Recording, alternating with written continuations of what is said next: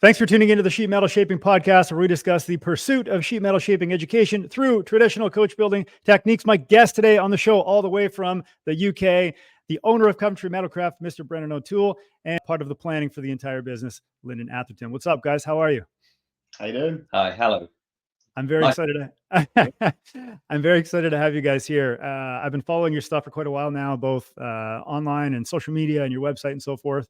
And this is really exciting. So again, really excited to have you guys here and talk about some sheet metal and whatever you guys are building over there in the shop. So in the shop at any one time, we usually will have 4 or 5 completely hand-built cars, sometimes classics, sometimes brand new cars, and usually out of aluminium, although we have got a bit of carbon fiber knowledge, but I consider coach building to be aluminium and steel from history. But at any one time, you will always see a Ferrari in the shop. You will always see a Jaguar in the shop. You likely will see a Bentley in the shop, and also 1 or 2 of the lesser known brands around the world in their special cars. But I'm quite a big fan of Mark 1 Ford Escorts and the like, which is a classic car over here. We're quite good at working on those as well. Beautiful. Well, that's one of the things that I wanted to touch on today. So for the episode today, just to set the trend on where we're headed, number one is growing such a large metal shaping firm. I mean, you guys, at least for the people that I've had on the show in the past year, you guys are by far the largest. From what I understand, you're over 30 plus employees, and you've got all kinds of machining and metal shaping and stuff going on in the shop. So that's amazing. Definitely want to touch on that. Number 2 is some favorite projects. And then number 3, succession planning. Being so large, where do you take the shop for the future when you're ready to retire or move on? So that's where we're headed for today. Why don't we start with some of the history of Coventry Metalcraft and go from there? Yeah, so historically, my coach building started with race cars and classic cars. And I found that just with real skill, you could get beyond some of the difficulties that large companies were having building cars, because they didn't actually have a great deal of skill, because that was phased out some years before. So you might be going back 35, 40 years here.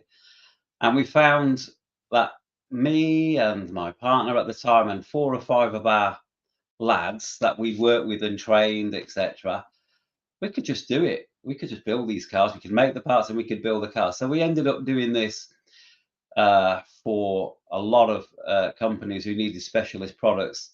And then along the way, I don't know what you may know about them, right there behind us, a brand called Spyker cars. Yes.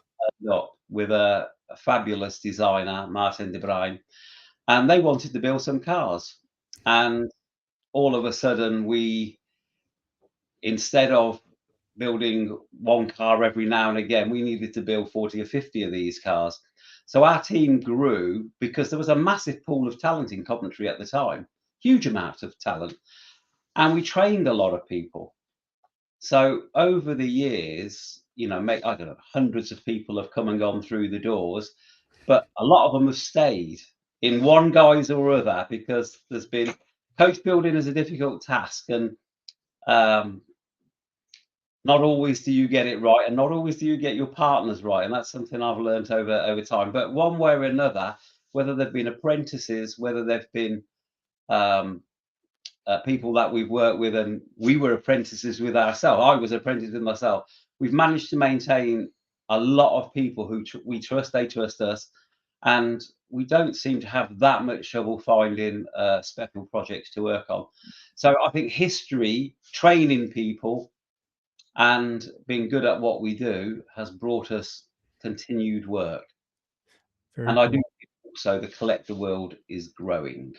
People want something different, which makes life interesting for us, because we do get hit upon quite often to turn a dream into a reality. Very cool. And Lyndon, at what point did you join the company? So I joined the company back in 2013. So as you can imagine, that's a few years ago. It feels like yesterday. So I left school, as many young people do, obviously not actually knowing where the future was going to take me or what I really wanted to do. I know I wanted to work and I know I wanted to earn money. So with that drive, I set off into the world and found myself working for Brendan on the shop floor. So I was presented with a path, and that path was for me was to start an apprenticeship because I knew that would take me down a better road. And I'll be honest, once I seen the coach building world, I remember walking through the prototype shop as it was at the time and seeing the cars and how they were made, and actually hearing it from the first time that you've actually made that from flat metal. How?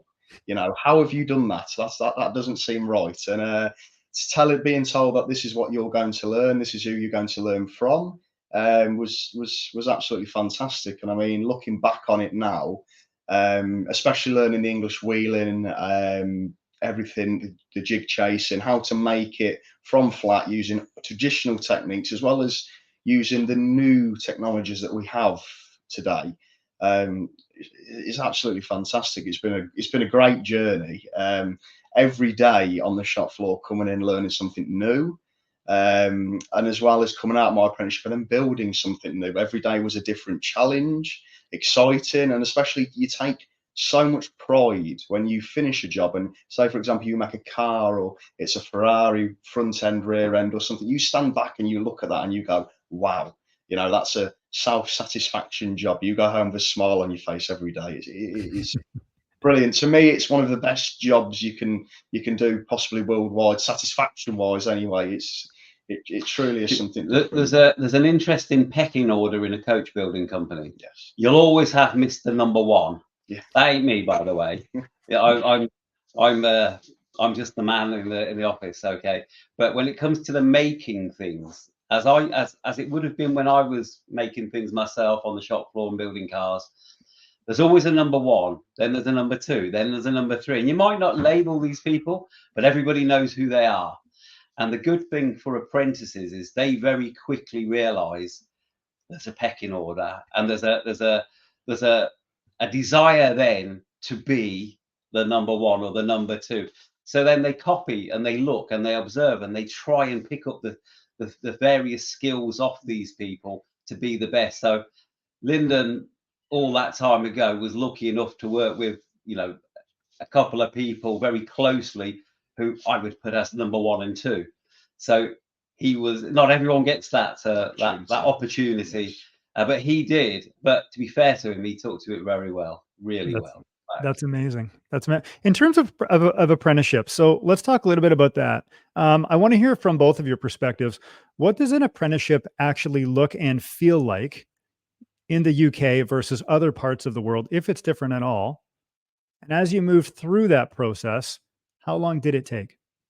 From an employer's point of view, it's very difficult to get it right because, young people, they are going to pass an interview because they've been well drilled in doing it.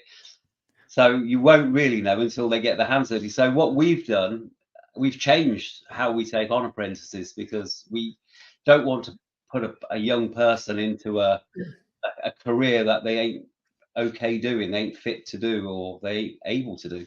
So we now, when they're a year before they come to us, we bring them in for 2 weeks at a time, maybe 4 times over a year, and we put them through their paces. So one, they know everything they're about to do, they're getting into before they've committed, as we do, and we've seen what they're about. So for me personally, if I'm interviewing a young lad for apprenticeship, I want to know what they do in their spare time whilst they were a kid. If someone says, "Oh, I play video games," or I'm really good at cricket and I'm really good at football, I only want to hear, did you make your own bike?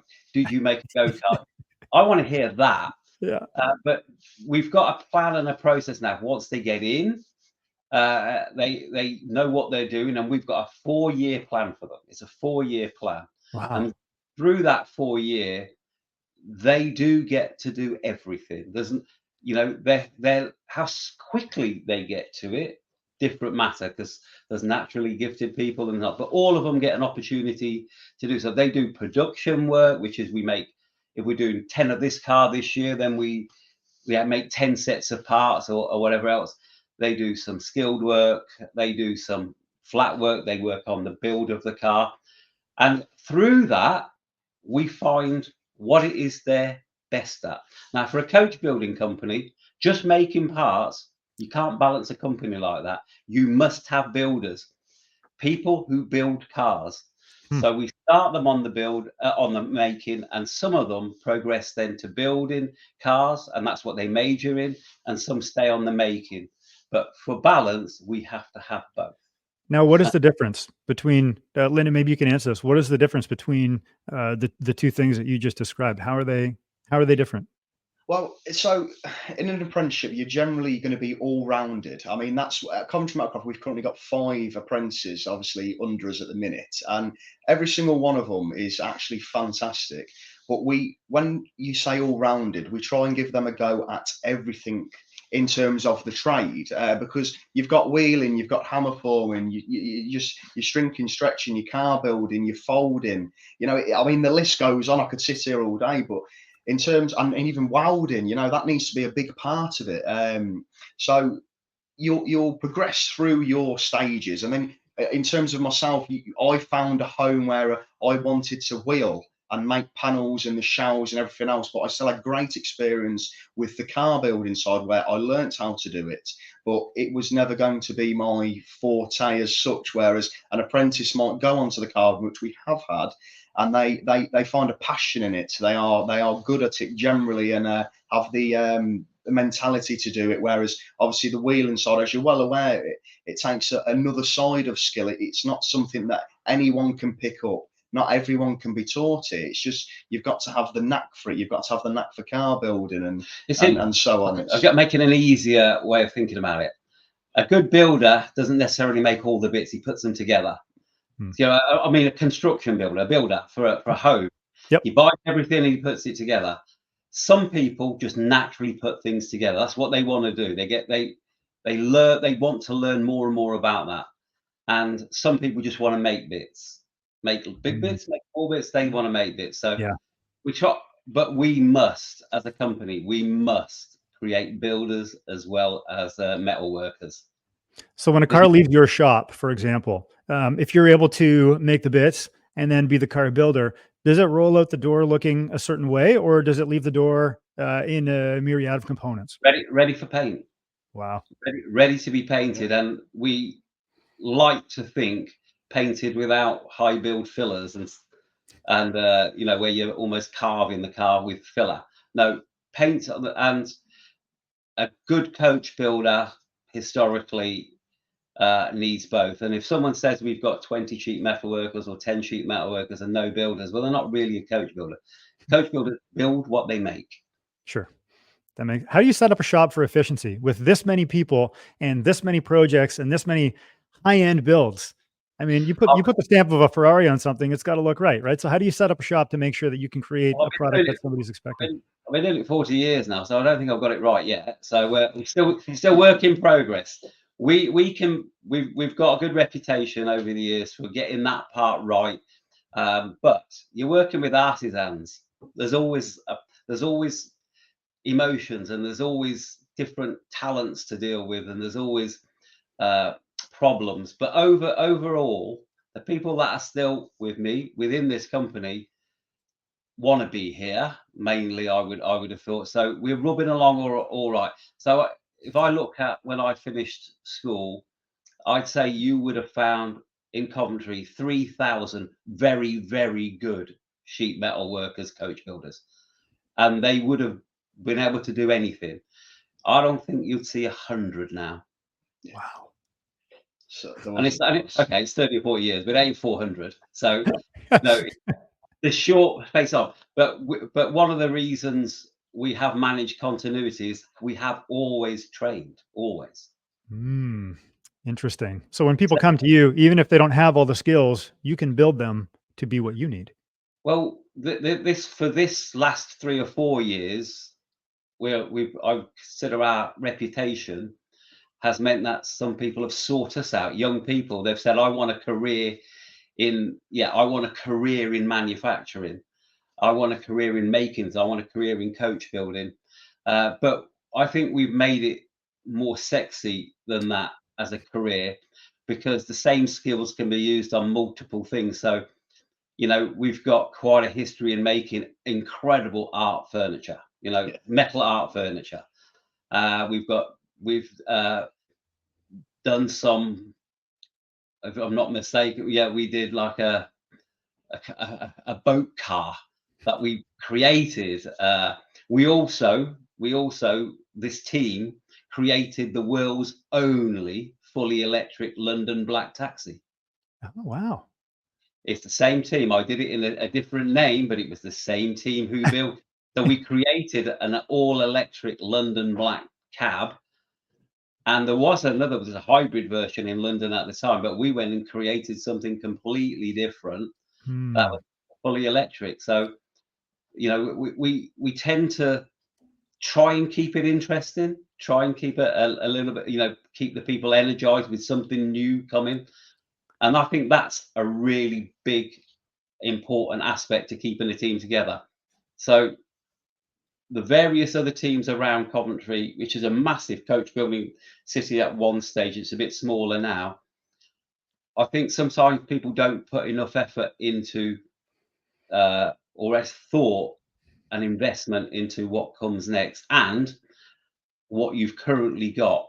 So if you speak to the shop, you're never really going to get a happy shop, but in reality, that's a mental state for coach builders who like to moan, okay? But the very fact that we're still making things together, we're creating things together, stands us in good stead to continue doing what we're doing. And the shapes that leave this workshop, they're the best in the world. You know, there is nothing quite like this particular workshop in the world. 100%. This is the biggest of its kind for what we do. And how we do it is mainly based on skill. We do some press work, we do some machining, we do all that, but skill is what we trade.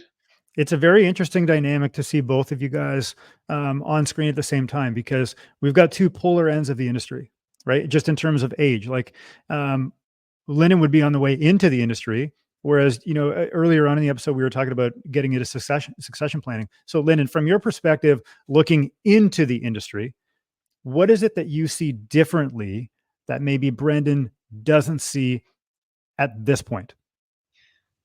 Well, obviously, Brendan has tons of experience on me, and clearly there's been many coach building companies, and as we've just touched on, Coventry Metalcraft isn't like anything you'll ever see across the UK. Right.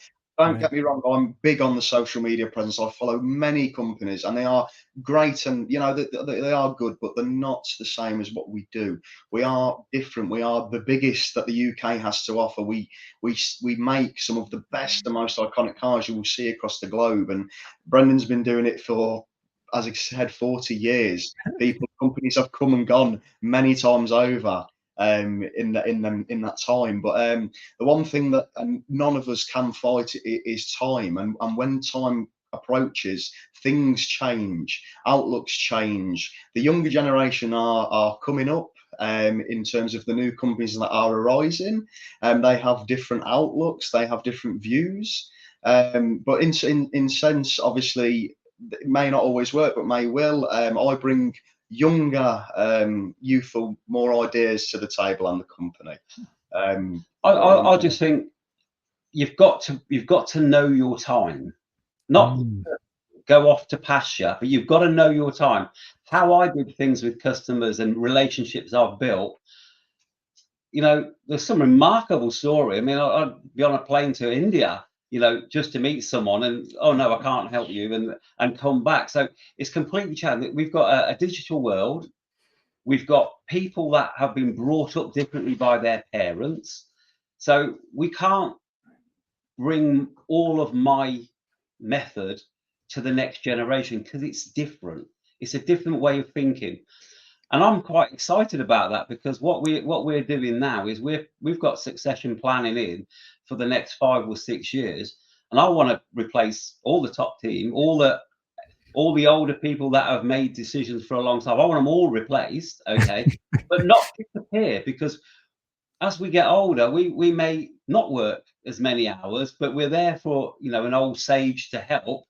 But I want the new team to attack the new coach building era, where technology does play a part, where a skill does play a part, and customers are younger and new collectors come into the market. They want to have long-term relations with the future, and I want to be part of the future, but I don't want to consider that everything I've done has to come with me. I want a new team to bring their own future, hopefully in this new collectors world and specialist world, where it'll be better than I've ever got it. And if I put my efforts into these younger people now, it will start with skill, it will finish with skill, but everything in between is a different generation, and you've got to recognize that. So then, knowing that, what causes a coach building firm to fail? Generally speaking, the cost of coach building, labor is super hot. The highs and lows, you can feast or famine.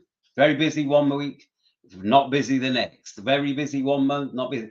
That can be very difficult. I don't know what it's like in where you are right now, but there's a big cost of living crisis here as well, where everything seems to be expensive. Materials very expensive. So managing costs, keeping busy, they're all things that you've got to work really hard. Continuity of projects.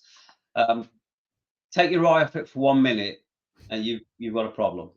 And it is a full-on job to keep a coach building company busy often. The good thing is a good reputation does help. But Lyndon? we've got Graham now and Lyndon bringing. Graham's works in marketing. We've got bringing a new way of attracting and approaching the world for business, and we're opening up ourselves to a new audience, because we generally never look for anything, but we've got a lot of mouths to feed, got a lot of hands to keep busy here. So I'm quite excited about what the digital world can bring to coach building, because the technology that we now use that we didn't use 40 years ago is excellent. CAD, CNC engineering, you know, scanning of surfaces, so we can make. I mean, these are all fantastic things to integrate and not be scared of. Yeah, for sure. Lyndon, any favorite projects in the shop right now? You've told me, because it's very hard to pick. I mean, I'm a car fanatic first and foremost, but for me, it's always right at this second. There is a favourite project. Obviously, we can't discuss in terms of, obviously we do adhere greatly to our NDAs, but there is definitely a favourite project out there, and it's more just the fact that what has gone into it in terms of the work, the look, the blood, sweat, and tears, such.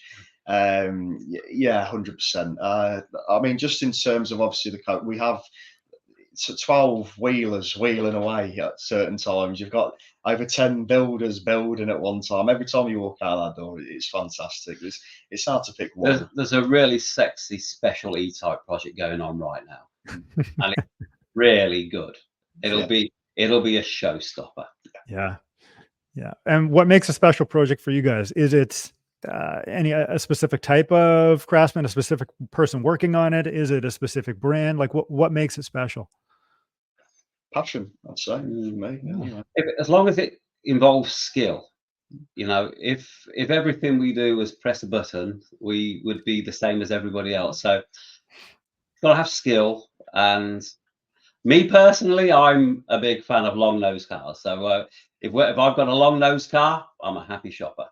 Yeah. And earlier in the show, you had mentioned that you guys are producing art and furniture and cars as well. What is the difference from a business perspective from you guys? Like, from your perspective, looking in onto that type of a product, does it change? Is it the same? Like, how does that look?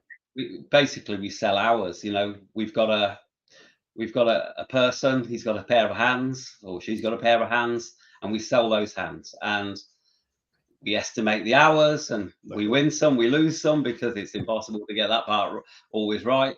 But generally speaking, the business case is the same, but the interest from doing something different, a different shape, a different material, and the engineering that goes into some of these special projects is different than the engineering in a car.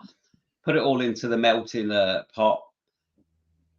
I think we need that diversification for the team, and also to help iron out some of these low points, because it is nearly impossible to get a smooth wave of work over a whole year. The one thing I will say as well about the furniture and generally the company and most sheet metal workers, coach builders, is Coventry Metalcraft don't just, we are good at coach building, we are very good at car building, as said, but we are good at metal work. I mean, the blokes, as Brendan said, they're artisans. They can make anything. If you can imagine it or design it, they'll make it out of metal. They haven't got a problem doing that. And there's a select few, and what they can do with their hands is incredible, you know, and seeing it firsthand and working alongside them and learning from them is again, great. We don't really talk about the things that we do easily. You know, we make chassis really easy. We make we make fabricated parts, metal parts. We do pressings. We do all of that stuff. We can do quite easily. This is coach building type podcast, so we're majoring on that. But we've got a big raft of skills that we cover here. What's your weakest point? If you look at the entire shop and you say, "Gosh, we are just no good at this," what would it be? I suppose the weakest point will always be creating and finding people of the right level, because that's not easy to do. So far, we're managing it, but you know, there has been some ups and downs in that. And I think a weak point for us will also be, can what you charge a customer ever match what you pay artisans? And that's fine, because you know, if I was back on the bench building, I would want to be handsomely paid. But it is difficult to get, you know, for example, if you went to a car shop in Coventry in England, and you know, to put someone on a dyno to check your car is working, you could charge, I don't know, with you $100, with us £100 an hour or whatever it is. But coach building doesn't pay that type of rate. So at some stage, I expect the skills that we deploy here every single day to reach the type of rates that is deserving of that level. But that's not nothing for us to be scared or worried about. It is coming. You know, there's less people doing really good coach building, and we're not saying we're going to put our prices and we're going to be silly about all of this, but I've always been maintained that the skill level that we deploy here is as good as any skill in the entire world, and it's deserving of the right return. Sure. Lyndon, where do you think the industry's headed in the short term, long term, over the horizon? Well, obviously, the one thing I will say is, obviously, you go back a long time ago, and speaking, Coventry was famous. It had many coach builders. It was the motor central of the UK, and as well as Birmingham. But there was obviously, as Brendan said, thousands of coach builders back then. And even if I can see this. So there was a massive gap in the industry where it completely fell off. In terms of, there was not many around, and the training just kind of fizzled out, and the trade, and anyone in the industry as well as yourself will know this, it nearly died. In terms of it nearly went extinct, and it become that rare. Whereas all of a sudden now, in my generation and below, it boosted massively, and it is making a massive comeback, and people want it. You know, the fact that you go, oh, this car was bespoke, it's hand built. You know, and the one thing as well is obviously composites, carbon fiber is now a massive thing in the industry. We do work with it in terms of, we don't make it, we can use it. We put it into our builds and whatever else. But it's just, the industry is going in several different directions, but coach building, metalwork is definitely here to stay, and it is coming back. I think the coach build. I think the collector world is only going to get bigger. 100%. Things that are created for a person, you know, it's a piece of art. Things that are created, I think that's only going to get bigger. I think specialist cars are only going to get bigger, and we need to be prepared for that. And that's why the new generation of coach building, I think best days are still ahead. I know the 30s were really good, brilliant, in fact, for coach building. 40s not bad, 50s difficult, 60s starts to get more complicated, but there's some amazing cars. 70, let's move on. 80s, 90s, but I think we have. I think the world is creating demand for the type of thing we do, because I look at it as art. I mean, it's great for me because when everyone's gone, I can still walk around my shop and I can still look at everything that's done, and I can work out whether would I have done it that way. How can we do it better? So I haven't lost my enthusiasm for it, and I don't think the trade has lost its enthusiasm for coach building. Very nice. Well, Very nice.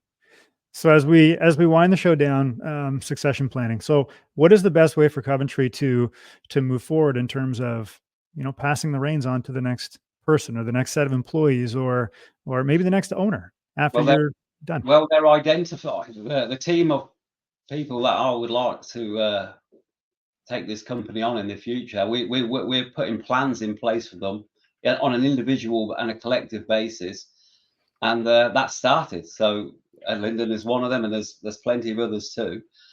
And as the years pass, their choices and their decisions, at the moment, you know, most things will be run by me because of my experience, but as they grow more into the role, more responsibility is taken, they make the decisions and I listen to them. And my part, I want to still walk around my shop and see beautiful work. I want to see a balanced shop with regular income and doing extraordinary things for people who want to live in an extraordinary world. That's fantastic. Lyndon, anything to add to that? I mean, no, I think we've covered most things. I think the next thing for the company as well, like I said, we've entered the digital world of social media now. Like I said, the work we are known, we have a reputation, but obviously times are changing, and obviously we're not as known as really as we should be, I'd say. You know, in the fact of what we do and everything else. And Graham again is doing a fantastic job with the marketing, and we're hoping to grow much more. And like I said, if anyone hasn't seen what we do, please go and see, because it's absolutely incredible. But yeah, I mean, that's it. There's a solid team of people here that have been in the saddle for a long time. Stuart Haynes, Lyndon Lee. We've got a really strong team of experienced people. Then one of the other team members, Danny, who's coming through engineering production. He's quite young, but he's got some great ideas. So you know, I think it bodes well, but it's never a smooth ride. I mean, I'd never say that we have an easy day here in Coachbuilt, especially that, and that's why there's a lot of one-man band, two-man band coach building companies, because it's difficult to tie it all together. But I maintain that the beautiful work that we do, the special cars that we build, and the specialist things that we make, there's a team of people that are going to come through, and there's no reason to see why standards will drop, and I'm hoping that they even improve. Fantastic, man. This has been such a great episode to have you guys both here to see the lineage of what the industry has been, will be, soon to come, and all of the rest of it has been really a great experience. The fact that you guys are so open and honest and so passionate about the people that are in your shop that are working with you is really, likely, I can only imagine, a true testament to the cars that you guys produce. So from me to you, thank you so much for being on the show. Where can people find out more about what you guys are doing and Coventry as a company?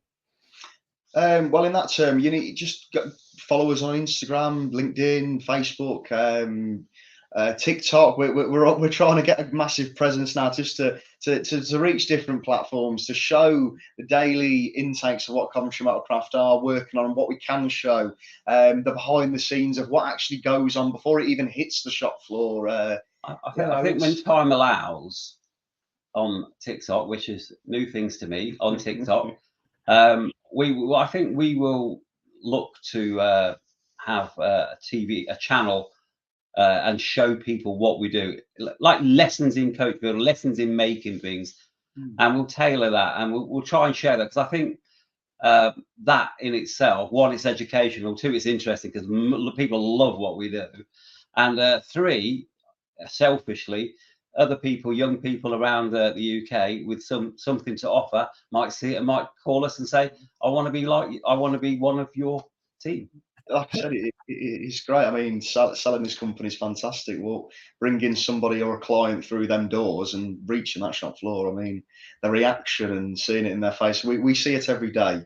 You know, we still appreciate it very, very much, but the reactions are great. I mean, any coach builder would know this. You know, it's another level. You'll never beat it in my eyes. Terrific. Well, thank you both for being on the show today. Don't forget to like, share, follow, and subscribe, and we'll see you on the next episode. Thank you. Okay. Cheers. Thank you. See you around. Bye. Bye-bye.